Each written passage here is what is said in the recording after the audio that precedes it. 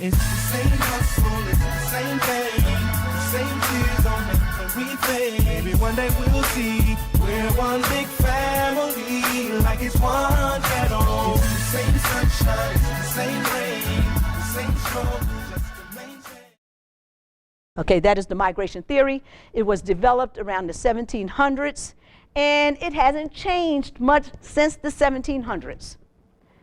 Some information has changed, but they have not changed this theory, okay?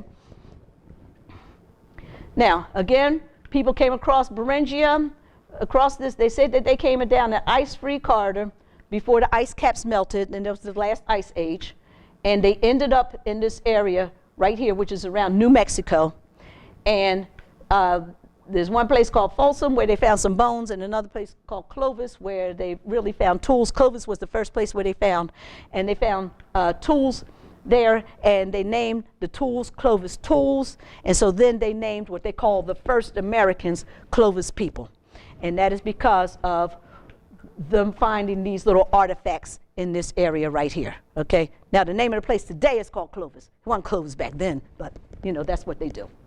Okay, now the thing is this, is that now here are some Clovis points. These are some of the tools that the Native Americans made so that they could dig and do whatever it is that they're going to do. You know, they used it to clean animals, the skin, and you know, they did all sorts of things with those tools.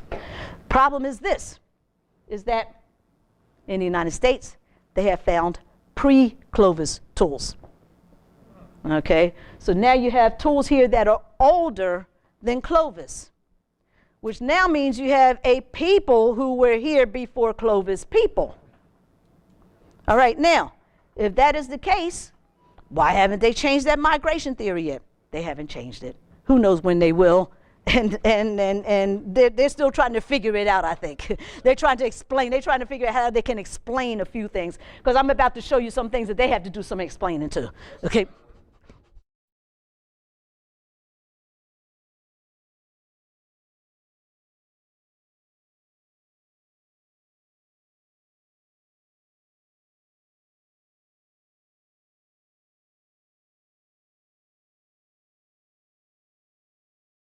She was yeah, wait a minute, Astropithecus, yeah. Okay, but that's what she was, yes. So she was not even a modern human, okay? So again, that's just showing humans have not been here that long. So they were not here when the continents were together. You know, so see, and that's another thing that people like to tell. Oh, well, when the continents divided that we were on, no, we weren't. I'm sorry, we weren't, you know. Now, I'm not saying that those predecessors, even the predecessors before humans, I'm not even going to say that none of them made that they did not make it here to the Americas. Who's to say that, you know, I still say that there's probably some that did. You know, and I do believe that they have found some bones over in California that are older than the human bones, I think, you know, but still, that's still, you know, research that they're still working on. You know, they're still, yeah. And again, that's what this is. This is a work in progress, and that's what they really need to let people know. It's a work in progress. Yeah, you're right, right. Okay, so now again, we have these pre-Clovis points. So again, that means that people were here and they were creating before Clovis people arrived. So now what we're going to do is we're going to go over a couple of these places. Most of these places are going to be on your eastern coast. This place is the only place that is on the western side of the Americas, but you see it is all the way down at the southern tip of South America. If you recall the migration map, it said that they got there about 10 to 11,000 years ago. Okay, that's what they said. However, this site, Monteverde, this is all, and it's really only about 400 miles away from the coast here. So again, people had the capabilities of traveling, so they also had the capabilities of traveling across land and water. So they could very easily, maybe if they landed from the Atlantic, to travel across the water. You know, I don't see where I don't think that that's that far-fetched. Yeah, yeah, I don't think that that's that far-fetched. But anyway, this site was founded in the early 1970s, and they did some radiocarbon dating of some of these things. And they radiocarbon dated and found that these things are dated to be 14,000 years ago. Now remember, the migration map said 10 to 11,000 years ago.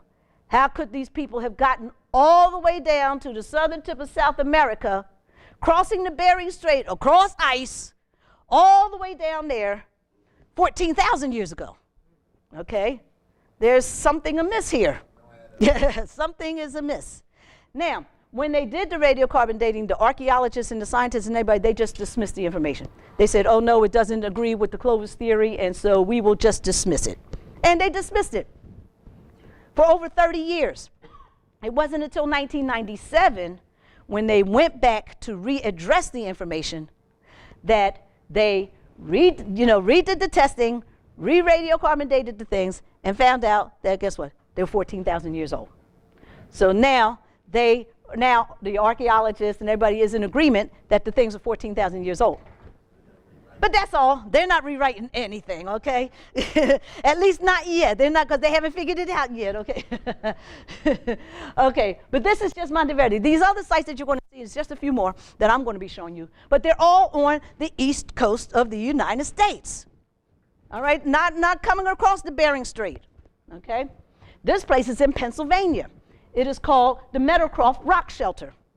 It was excavated in 1973, and it was excavated again in 1978. And there they found out that they have radiocarbon dated things to be 19,000 years ago, okay? Which is what, over 8,000 years here before those Clovis people made it? 8,000, that's a long time. 8,000, that's a long time, okay? All right, but this is in Pennsylvania. There's other places also. Let me just go back and show you. You see they have other little things there, okay, which I'm sure are other little areas where they have found stuff. Look at this one, Marsh Creek, okay? Very close to Philadelphia, okay? All right, yeah, need to check that out, right? Okay, now, this place is in Virginia. It's called Cactus Hill. This place was found by artifact collectors, people that were just going around digging, looking for stuff. And so they found this in the 1980s. However, again, they didn't radiocarbon date things, though, until the 1990s. And when they radiocarbon dated things, they found out that they had artifacts there that were dating 18 to 20,000 years ago. 18 to 20,000. And again, now remember, and these are all, now again, you see these tools here are more archaic than you have Clovis tools here also. You know, so you have this culture that lived here during that time, but then you also have an older culture that was also living there, okay? And again, these are your older tools that they found, all right? 18 to 20,000 years ago. This, to me, is the most interesting site. This is in South Carolina, in Allendale, South Carolina. They call it the Topper Archaeological Site. This site, I'm not sure when it was found, but I do know that the gentleman that is the head of the research there started there in the 1980s. So again, I don't know how long the site has, when they found it or anything. It's in Allendale County, okay? And Allendale County, as you can see, is just right here, right along the lines of South Carolina and Georgia, okay?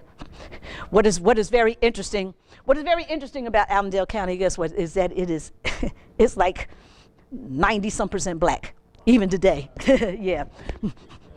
Yep. Oh yeah, my family's from, my mom is from South Carolina, yeah. Okay, and this site here, again, and the reason why I find it interesting is, well, I'm going to read one statement and then I'm going to tell you another statement about this site. But this is the man who was working there. He says, based on radiocarbon dates of the charcoal, the sediment that was found at the site, that I think we have evidence of human activity here in the interior of America 40 to 50,000 years ago. So they have found evidence there. Now again, they didn't find bones there, but they found human activity there.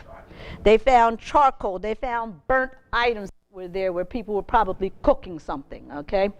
So, and again, this sediment is dated 40 to 50,000 years ago.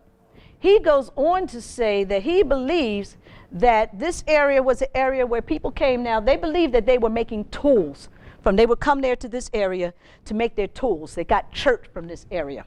So he believes that they were coming to this area, getting their tools, and then going back to where they, to where they lived. And, and lived there. So this was just an area where they would come to get tools.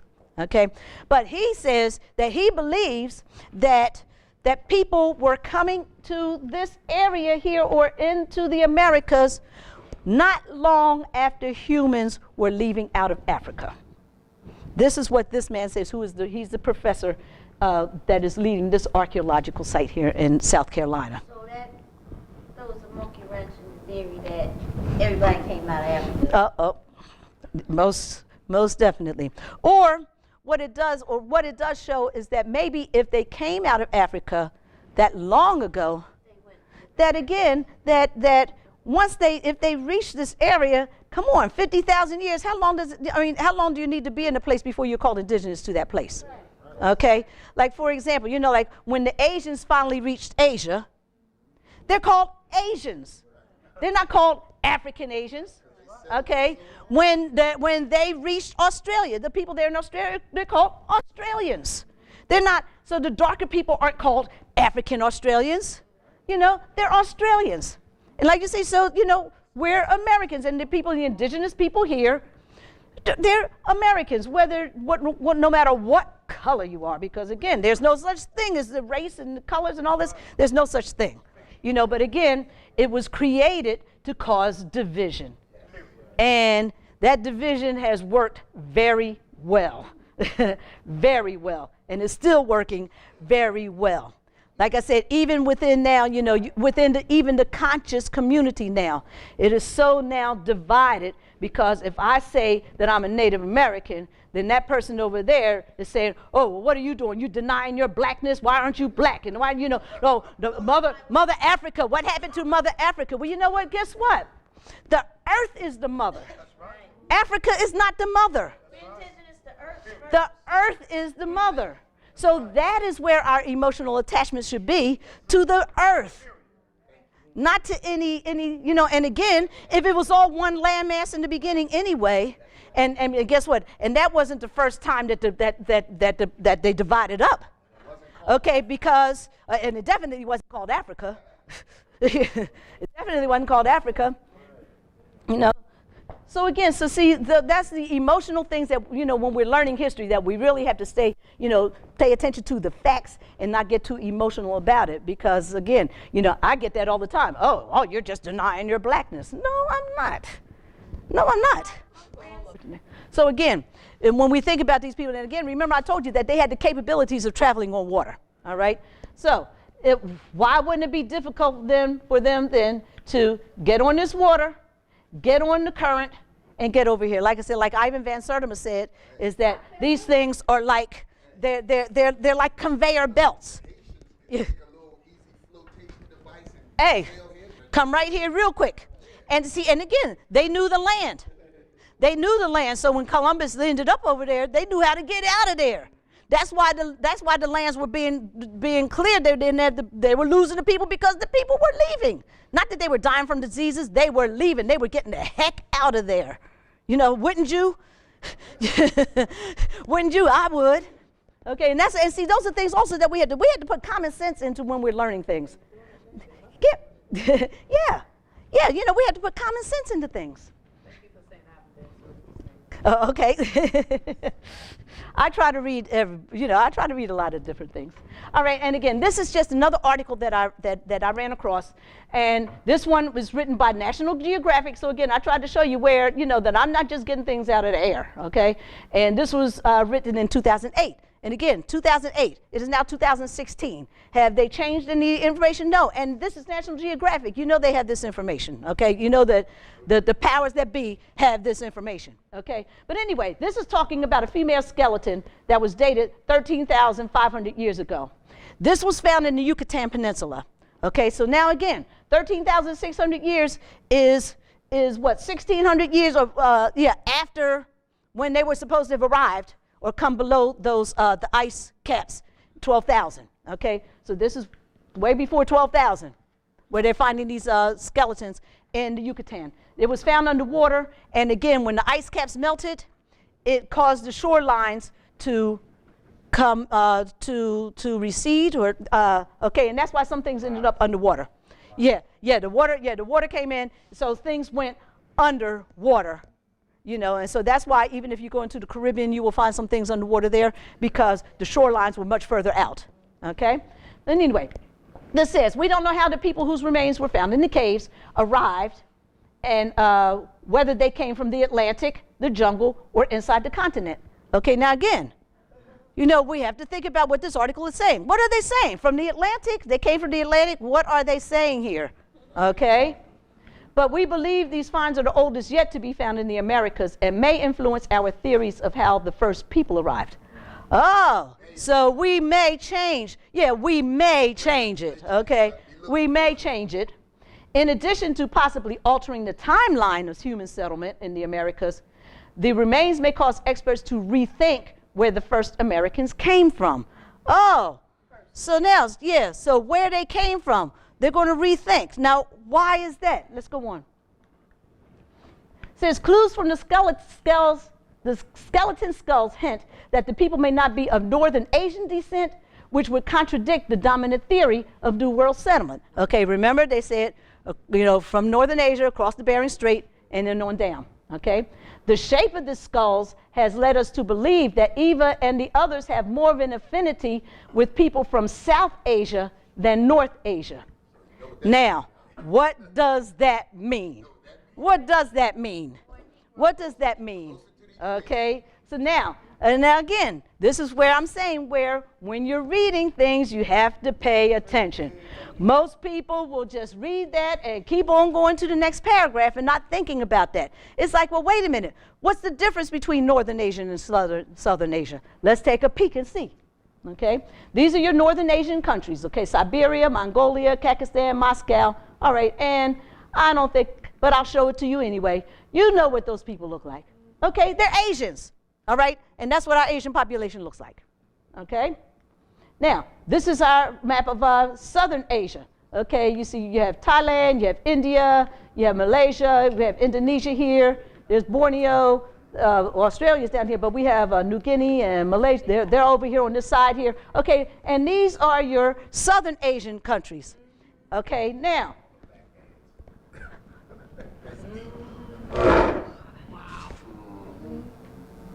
It's funny because, being musicians, we traveled a lot in Asia, and we got a lot of friends that are still traveling there. Mm-hmm. And they're in mostly, our music is widely accepted in South Asia.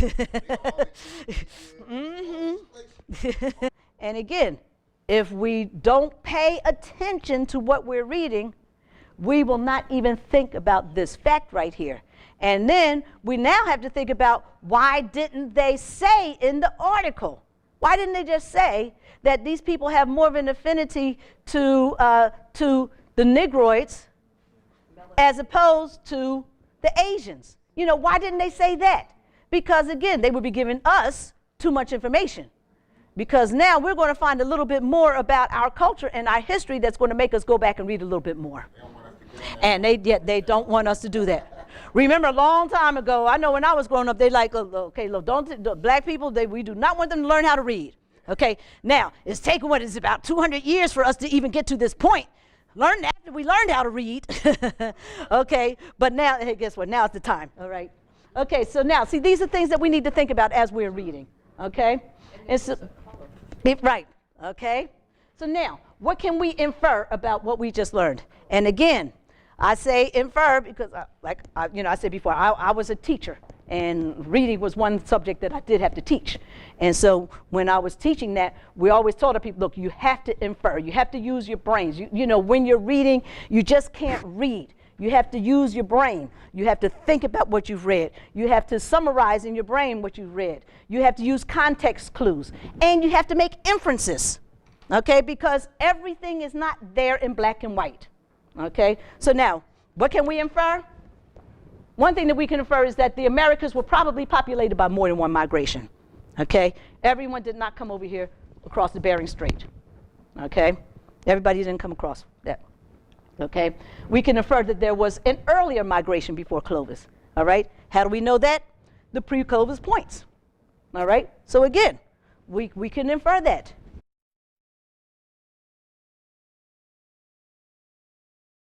So as most of the Africans were and again, I don't like to use that terminology Africans because they weren't Africans, okay? They were humans, all right? So now, when most of your humans were heading to the left, to the right, I don't know my left from my right, y'all. Some humans decided, look, we're going to go against the curve. We're going to go this way. Y'all can go that way. I'm going to go this way. I want to see what's over here, you know? And that's not out of the question. We know black people do that all the time. It's like, I ain't going with y'all. That Negroid people, along with Mongoloid people, populated archaic America. Okay, so there were Negroid people, there were dark-skinned people that were here in the Americas. All right, now, there were other migrations. So these two migrations were not the only migrations. There were several other migrations. There was a white migration, okay? And we know even as late as the Vikings, but we do know that they made it over here, okay? And there were migrations before that. So now, you had the white people that were coming around, you had the Asians that were coming, you had the black people that were coming, and what do? They do what humans do. They intermingle. And you get all different colors of people, just like the black population today. It's no different. It's no different. These are some of the artifacts that have been found here in the United States, okay? They were all found in mounds, and that is because the culture of people that they said were here in the United States, they labeled them mound builders, okay? All of these were found in mounds here. I picked these because they have Negroid features, but I will tell you this, not all artifacts have Negroid features. I chose these because I'm revealing our dark-skinned past, okay? Now, you'll be able to research and you'll see other things, okay? But again, I just want to let you know, because again, I want to be forward with you. This isn't the only thing that you're going to find, okay? So again, the mound builders were a general terminology referring to the indigenous inhabitants of North America who constructed various styles of earthen mounds for burial, residential, and ceremonial purposes, okay? We have our conical mound, a mound that's in the shape of a cone. Okay, I do believe that this mound is in Virginia. I do believe that that mound is in Virginia. This is an earthen mound, which is basically a conical mound, but you see it is hollow on the inside. This mound is right outside of Macon, Georgia. It's at a complex which was called the Ocmulgee complex, Native American complex. I have been inside this mound. It is inside they have little area where the chiefs would sit around and where they would have their little powwow, where their meetings, you know, they sit around there. There was a place for a pit in the center. So of course, if there was a pit, they had to have somewhere for the smoking things to, you know, so up there on the top, they had to make sure that there was ways for the smoking things to vent out, you know. So, I mean, these people were creating things with very scientific minds because again, this thing's created 1,000 years ago. How is it still standing? You know, they had to know physics and science to be able to create these things. Okay, now this is a temple or a flat top mound. That one is in Etowah. Yes, yes. Okay. I haven't been to Etowah. I went to the Ocmulgee, which is down at Macon, but I haven't been to the Etowah. But I'm going to get to Etowah. I want to get there because I want to get on top of that mound right there. Oh, I felt it on top of the one that's in because they have a flat top mound in Ocmulgee also. Oh yeah, you definitely feel it. I mean, it's a pull. You know, it really is. And then we have the effigy mound. Okay, which they visited there last week. Okay, this is a mound that is called the Serpent mound. Thank you, the serpent mound. We've come to a conclusion where we don't believe that it's a serpent mound. I think it's a sperm cell.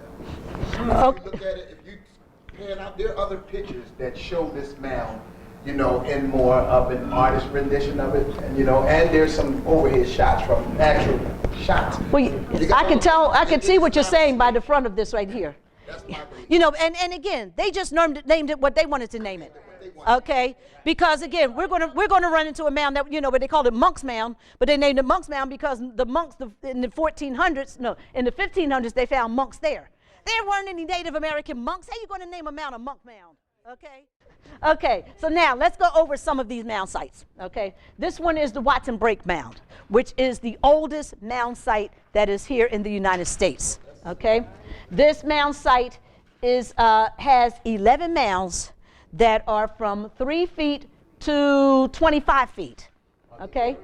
And this is that is a real image of what those mounds look like today, okay? And this oval that they're in, or notice that there's also a little platform that the mounds are on. And the oval is 153 feet wide, okay, which is pretty wide. Now again, I didn't know, I'm like, okay, you know what, I want to know how wide 853 feet is, okay? So, guess what? They don't know really what it is. They did not live at that site. So it wasn't a site where they lived. And I do believe that they just went there. They may have been burial mounds.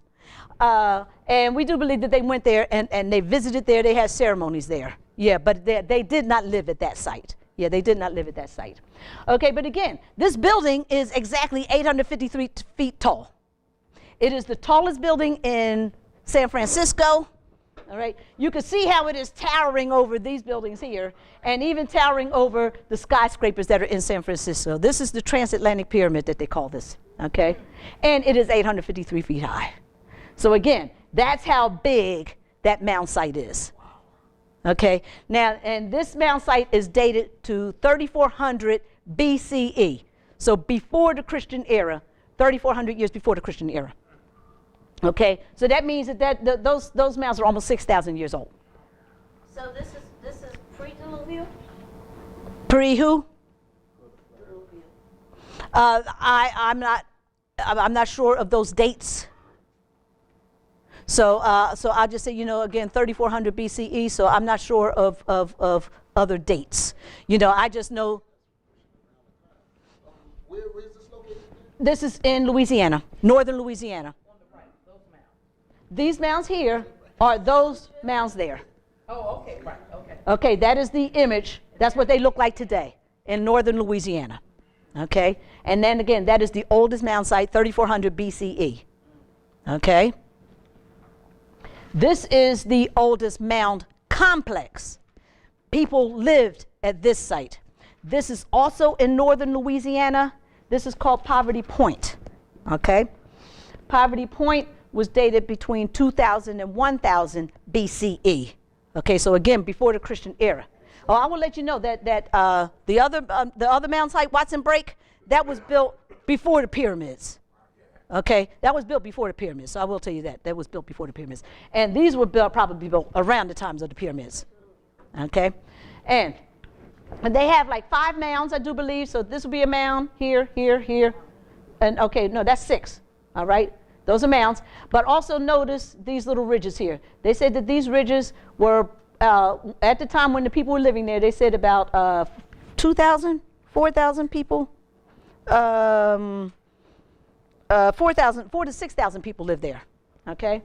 And they said that those things were about 5 feet high, and they do believe that it was that high because this is water right here. Most of your Native American villages and cities and things were put beside water because they utilized the water for everything. You know, they used it to, you know, to provide irrigation and, you know, all those things.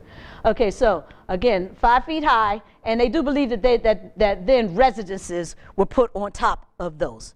And that's what they believe is how the people lived there. All right, this mound here, which is called, they call this an effigy mound. And they're saying this is an effigy mound. They're saying this is in the shape of a bird.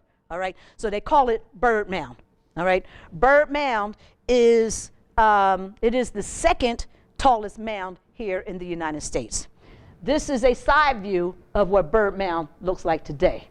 Okay, and some of these mounds, if you go to them today, they're going to be covered by trees. You know, you probably wouldn't even recognize most of them. You know, okay, but anyway, this mound is the second largest mound, and if we measured the size of that mound, it is the size of a professional baseball field. Okay, so again, these things, they're humongous structures that were made out of dirt that is still standing. Still standing. Yes?